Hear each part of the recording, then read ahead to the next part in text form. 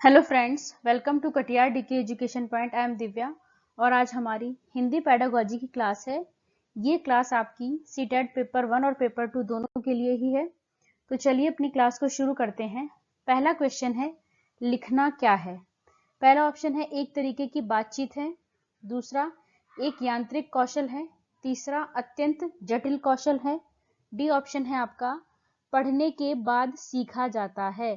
तो आपको बताना है लिखना क्या है। ऑप्शन नंबर ये आपका करेक्ट हो जाता है, एक तरीके की बातचीत है। आप किसी को व्हाट्सएप पर मैसेज करते हैं तो क्या होता है, लिखकर ही तो बातचीत करते हैं।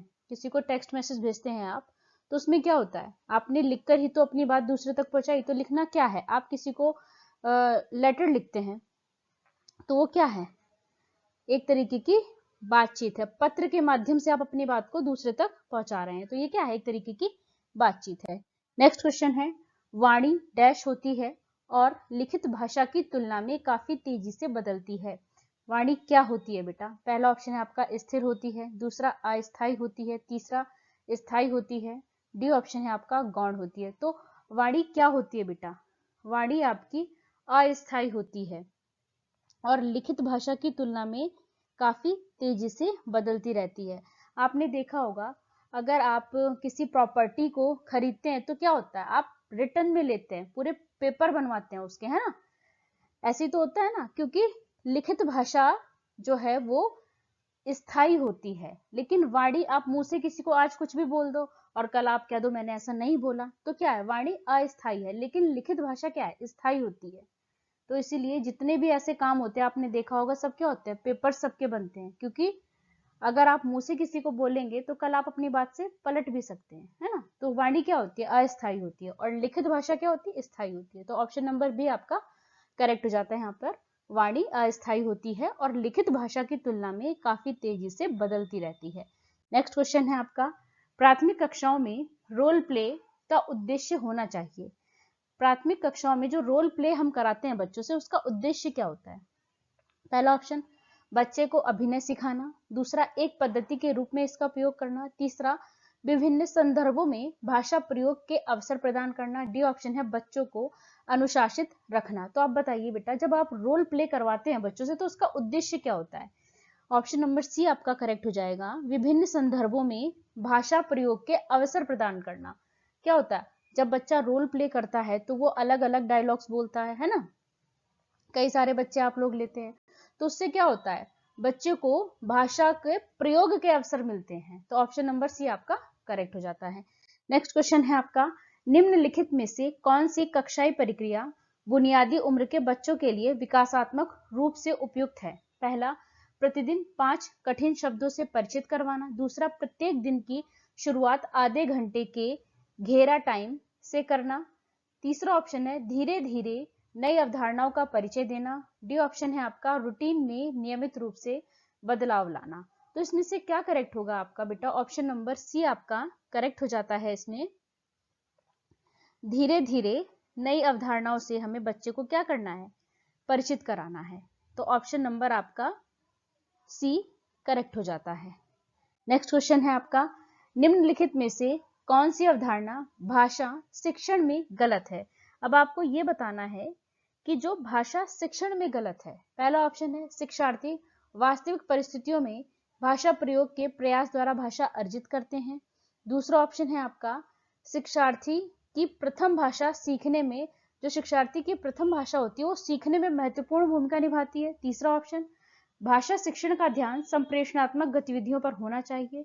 डी ऑप्शन है भाषा शिक्षण में बोलने की जगह लेखन को महत्व देना चाहिए। तो आपको ये बताना है कौन सा गलत है, भाषा के शिक्षण में कौन सा गलत है, आपको गलत बताना है। तो ऊपर के तो 3 ठीक है बेटा। डी ऑप्शन क्या कहता है आपका, भाषा शिक्षण में बोलने की जगह लिखने को महत्व देना चाहिए। तो यही आपका गलत होगा, क्योंकि आपसे गलत पूछा गया था, तो यही आपका करेक्ट आंसर होगा। जब भी आप बच्चे को भाषा का शिक्षण करा रहे हैं तो आपको बच्चे को बोलने के अवसर देने चाहिए, उसे है ना बात करने का मौका देना चाहिए। और जो आपकी पहली भाषा होती है वो भाषा दूसरी भाषा को सीखने में मदद करती है, ये बात भी ठीक है। लेकिन ये बात आपकी बिल्कुल गलत है कि भाषा के शिक्षण में बोलने की जगह लिखने को महत्व देना। मतलब अब आप बच्चे को भाषा तो सिखा रहे हैं, लेकिन आप उसको क्या कह रहे हैं, बस लिखते रहो लिखते रहो। जब आप उसको बोलने का अवसर ही नहीं देंगे तो वो कैसे सीखेगा। तो क्या होगा बेटा आपका इसमें गलत क्या है, डी ऑप्शन गलत है, क्योंकि डी में क्या कहा है कि लिखने को ज्यादा महत्व देना है, तो ये गलत हो गया आपका, है ना। तो इसलिए करेक्ट आंसर डी होगा। नेक्स्ट क्वेश्चन है आपका, एक शिक्षक भाषा कार्य में व्यंजन सूची का प्रयोग करता है, यह व्यंजन सूची क्या है। पहला, यह भोजन प्रबंधक तकनीकी के लिए एक प्रासंगिक सामग्री है। दूसरा ऑप्शन है आपका, भाषा शिक्षण शास्त्र के लिए प्रमाणिक सामग्री है। तीसरा, विद्यार्थियों को भोजन खाने के लिए ललचाएगी। डी ऑप्शन है आपका, भाषा की कक्षा में सामग्री के रूप में उपयोग नहीं की जा सकती। तो व्यंजन सूची क्या है बेटा, आपने पढ़ा होगा स्वर और व्यंजन, है ना, तो उसी व्यंजन की बात हो रही है यहाँ पर। तो आपका ऑप्शन नंबर बी करेक्ट हो जाता है कि भाषा शिक्षण शास्त्र के लिए एक प्रमाणिक सामग्री है ये। तो ऑप्शन नंबर बी आपका करेक्ट हो जाएगा। ये भोजन वाला व्यंजन नहीं है, ठीक है बेटा, तो ये इन सब में भोजन का जिक्र है, तो ये गलत हो गया आपके, है ना, ये गलत हो गया आपके। ऑप्शन नंबर बी करेक्ट होगा कि भाषा शिक्षण शास्त्र के लिए क्या है, ये एक प्रमाणिक सामग्री है।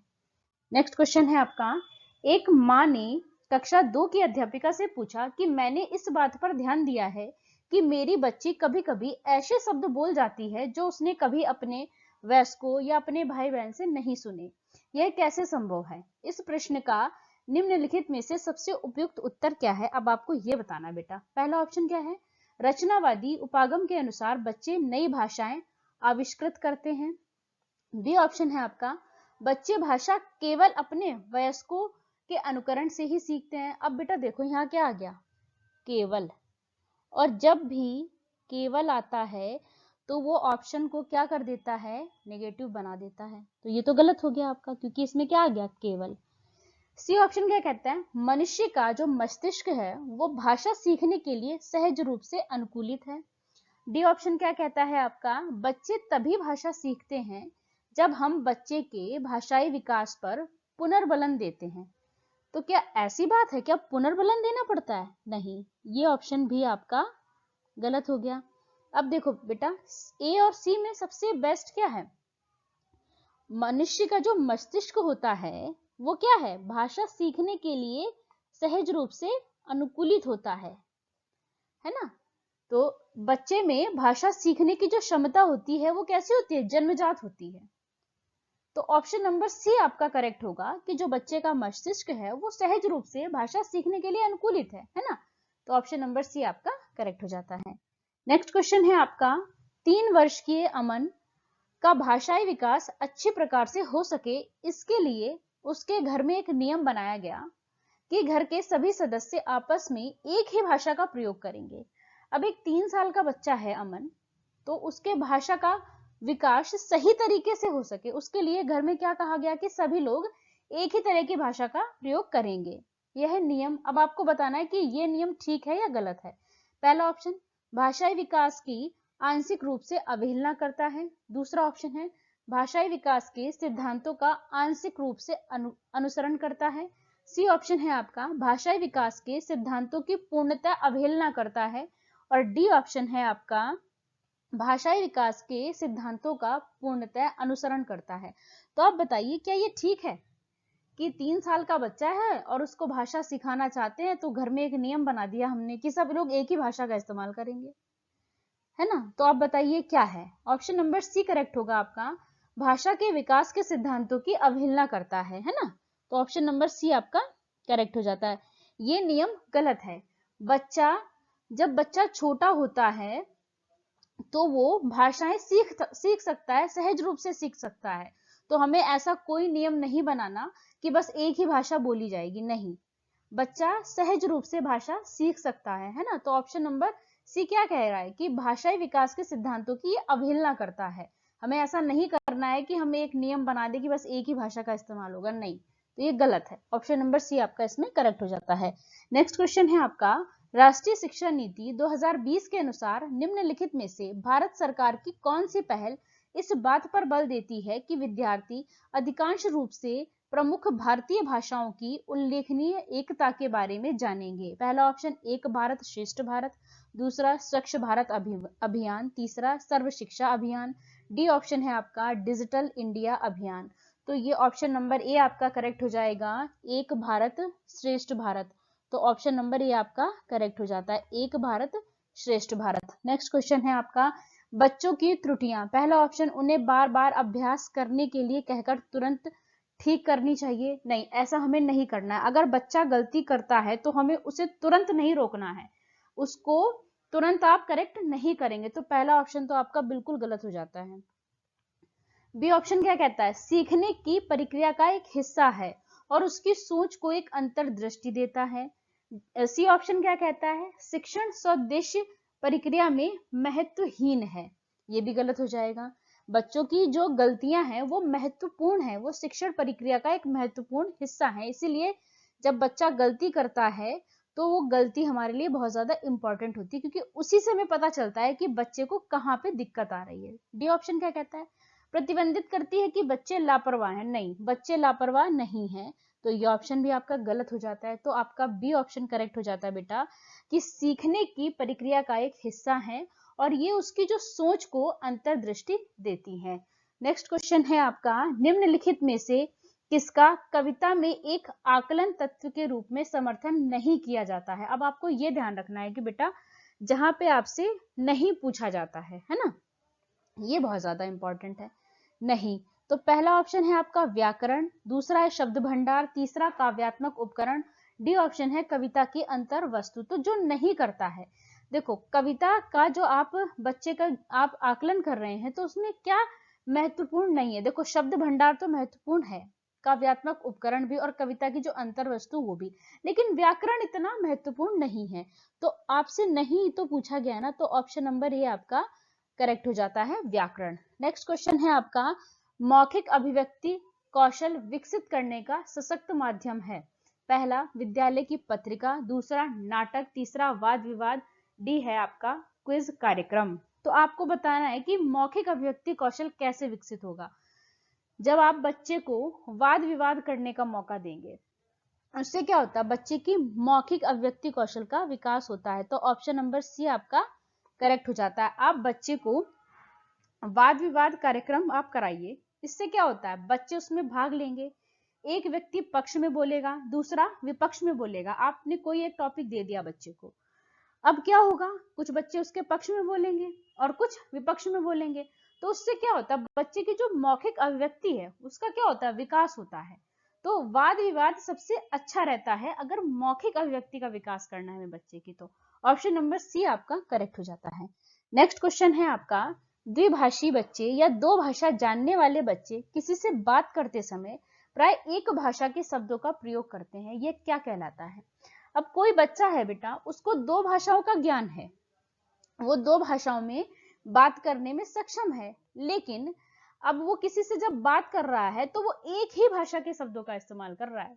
मतलब उसको दो भाषाएं आती हैं, वो दोनों में बात कर सकता है, बहुत अच्छे से बात कर सकता है, लेकिन वो बात करते समय सिर्फ एक ही भाषा के शब्दों का इस्तेमाल कर रहा है, दूसरी भाषा के शब्दों का इस्तेमाल वो नहीं कर रहा है। तो इसे क्या कहा जाएगा, संकेत बदलना, संकेत मिश्रित करना, बहुभाषिकता या दक्षता स्तर। तो आपका ऑप्शन नंबर ए करेक्ट हो जाएगा, संकेत बदलना, कोड स्विचिंग। आपको दो भाषाएं आती हैं लेकिन आप किसी से बात करते समय एक ही भाषा के शब्दों का इस्तेमाल कर रहे हैं, तो वो क्या है बेटा, कोड स्विचिंग।